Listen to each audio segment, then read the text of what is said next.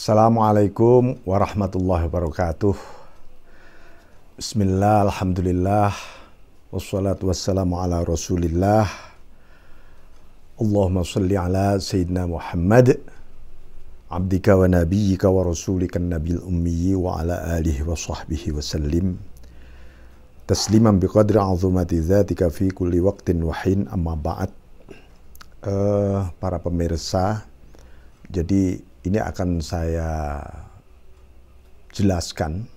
Ada satu ungkapan penting dari Syekh Ibnu Athaillah As-Sakandari dalam kitabnya yang lain, yaitu kitab Miftahul Falah wa Misbahul Arwah fi Dzikrillahil Karimil Fattah. Ini satu kitab yang dari awal sampai akhir memang berbicara tentang bab zikrullah. Tetapi di situ, di tengah-tengah kitab ini ada satu ungkapan yang luar biasa yang perlu saya sampaikan kepada umat mukminin mukminat sekalian, ya. Ini mengenai apa? Afatul musir ilallah. Mengenai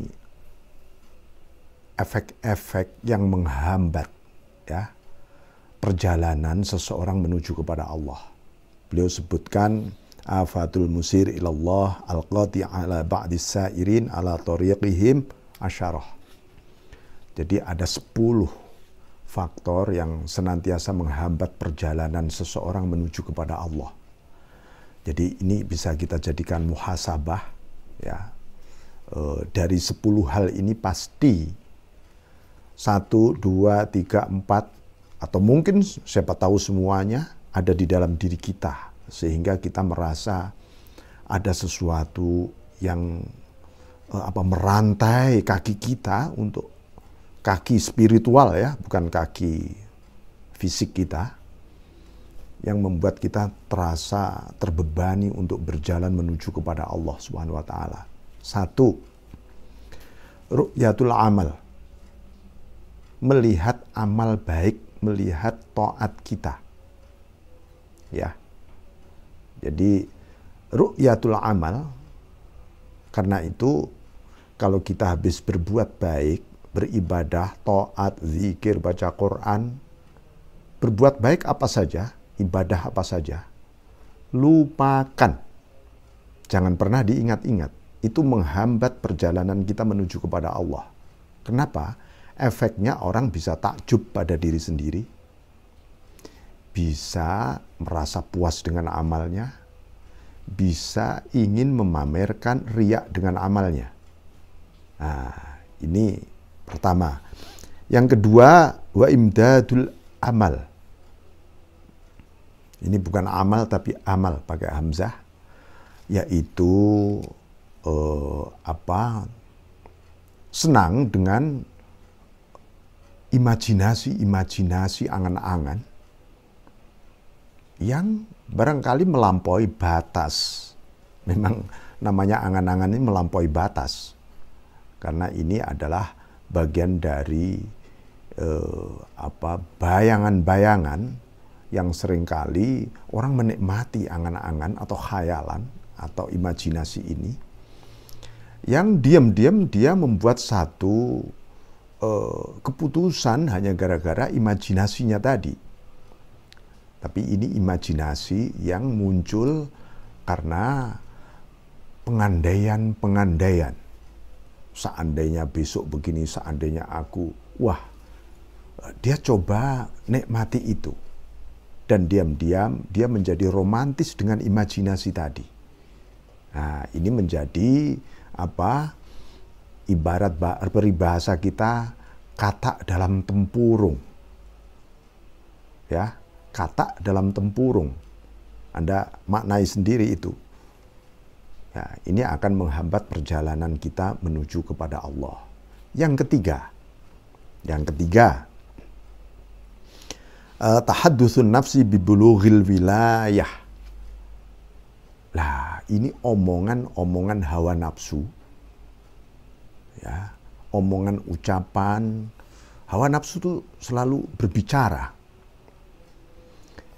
Ingat, ini hadatsatun nafsi, bukan ucapan hati, bukan fatwal kulub, bukan fatwanya hati, bukan. Ini ucapan hawa nafsu. Betapa banyak orang yang terjebak menganggap itu tadi kata hati paling dalam, nurani, bisikan paling ini. Nggak taunya itu hawa nafsu.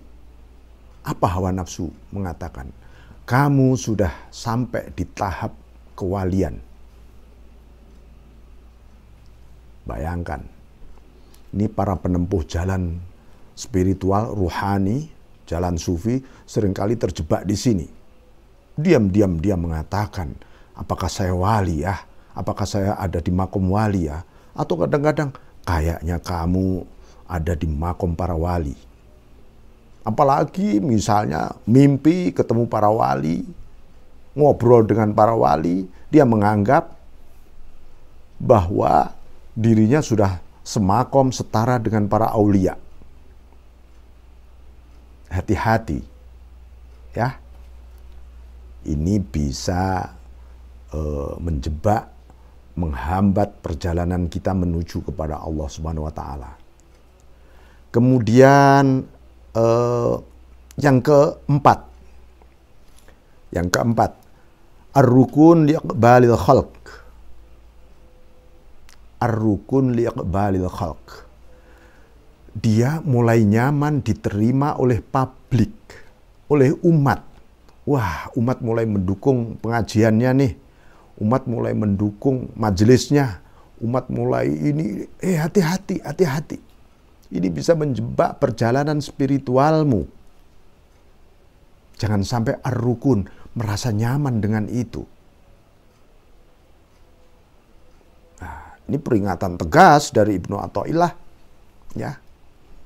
Jangan sampai mungkin dalam bahasa sekarang, alhamdulillah follower saya sudah luar biasa misalnya. Lalu diam-diam kita merasa mengalami kenyamanan spiritual.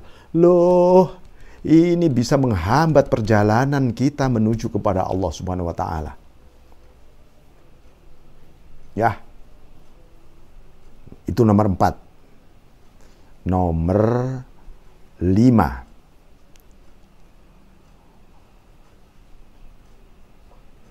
Wal muqni bimar'il ahlam. Ya, orang mulai menerima mimpi-mimpi saja. Ya, jadi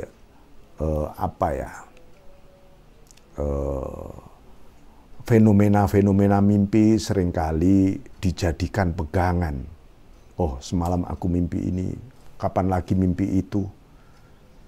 Dianggap dia sudah pada satu level spiritual tertentu dengan mimpi-mimpi itu. Maka hati-hati ya dengan mimpi. Dengan mimpi itu hati-hati. Mimpi itu memang ada yang disebut ar-ru'yah as-shadiqah, mimpi yang benar. Tapi kalau orang salah menafsirkan mimpi itu, waduh, ini bukan mimpinya yang salah, tapi menafsirkannya yang didasarkan oleh kepentingan hawa nafsu, atau memang karena tidak mengenal ta'wilul ahlam, ya, mengenal ta'wil ahlam yang sesungguhnya. Hati-hati, ya. Kemudian nomor 6, ta'annus bil wirid. Asik dengan wirid. Bayangkan, wirid itu bisa wirid itu mengistiqomahkan. Zikir itu namanya wirid, mengistiqomahkan kebajikan tertentu, wirid, mengistiqomahkan qiraatul Quran, wirid. Anda mulai ta'annus, aku kok asik nih ya. Kalau saya sudah wirid tuh asik. Loh, yang dilarang itu bukan wiridnya. Wiridnya harus istiqomah, tapi merasa asik. Kenapa? Kenapa ini menghambat? Karena seseorang ketika asik dengan wirid, itu orang bisa kehilangan al-madhkur, kehilangan yang diwiriti, yang dizikiri, yaitu Allahu Rabb. Jadi kalau begini, kalau Rasulullah SAW dalam salah satu hadisnya menyebutkan, wa ju'ilat qurratu aini fis shalah, dan dijadikan sejuknya, indahnya, bahagianya mata hatiku di dalam sholat. Ingat, yang membuat sejuk indahnya mata hati Nabi itu bukan sholatnya, bukan wujud amaliyah sholatnya, tapi fis sholah, yang ada di balik sholat. Apa yang ada di balik sholat? Ayo. Itu yang membuat Nabi bahagia betul ketika sholat. Yaitu di balik sholat ada Allah di sana. Ada Allah di balik sholat. Itu yang membuat Nabi bahagia betul. Makanya bunyinya fis sholah bukan bis sholah. Nah, tuh. Kemudian nomor 6, nomor 7, wat taladzuz bil warid. Taladzuz itu tadi juga menikmati, asik, indah, nikmatnya warid, anugerah-anugerah yang melimpah. Apakah itu anugerah ma'rifah, anugerah musyahadah, anugerah muraqabah, anugerah karomah, anugerah pengetahuan, al-anwar nur.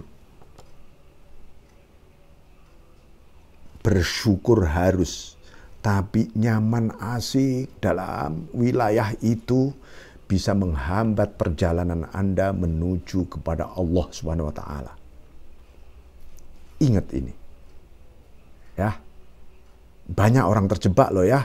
Bahkan orang mencoba taladzuz di sana. Nomor 8, as-sukut lil wa'di. Ya. As-sukut lil wa'di. As-sukut lil wa'di itu adalah diam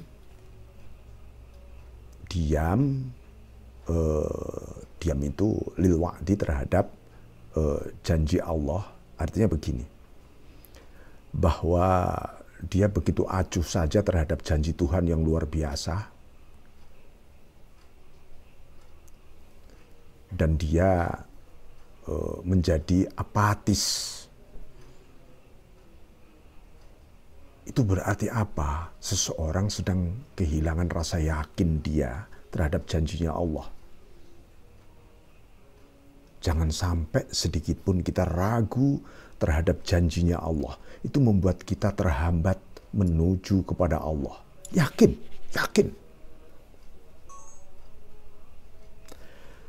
Kesembilan, al-ittifa bizam. Cukup dengan asumsi-asumsi, dugaan-dugaan. Aku cukup dengan dugaanku begini, asumsiku begini, mungkin bermula dari pendapatku begini dan itu dan seterusnya. Ya, ini padahal itu ya zam itu munculnya dari diri kita. Jangan sampai itu diasumsikan sebagai sebuah kebenaran absolut. Ya, itu bisa menghambat perjalanan kita menuju kepada Allah. Terakhir yang ke-10 adalah wal ghurrah billah. Al ghurrah billah itu artinya terkena tipu daya ketika dia menghadap kepada Allah. Loh, kok bisa ya? Wa gharratkum billahil gharur. Artinya begini, betapa banyak orang ketika beribadah merasa sudah nyambung dengan Allah. Ketika beribadah sudah merasa, wah ini saya sudah beres dengan Allah. ketika berkomunikasi dengan Allah, dia merasa dia meraih sebuah level yang luhur. Itu namanya huruf. Apalagi nanti dibuka mukasyafah oleh Allah. Nah, makanya hijab itu, tirai itu bisa dari zulmah, dari kegelapan. Bisa juga dari minan nur, dari cahaya. Antara lain apa? Ya ketika orang beribadah, ketika taqarrub, dia merasa sudah nyampe di hadapan Allah. Padahal itu tadi baru pada level simbol-simbol, istilahnya barangkali gerbangnya saja baru kelihatan, tiba-tiba dia sudah merasa ada di hadapan sang raja. Nah, ini yang saya sebut hijab cahaya itu sampai seperti itu. Ya. Maka ini penting 10 hal ini supaya kita muhasabahkan di dalam diri kita, ruhani kita, perjalanan menuju kepada Allah ini. As-suluk ilallah, as-sayru ilallah. Ya. Apapun thariqah Anda, wirid Anda, pengetahuan Anda, 10 hal ini sangat penting. Karena ini akan menyelubungi seluruh proses perjalanan dan pengalaman ruhani Anda. Saya kira demikian. Assalamualaikum warahmatullahi wabarakatuh.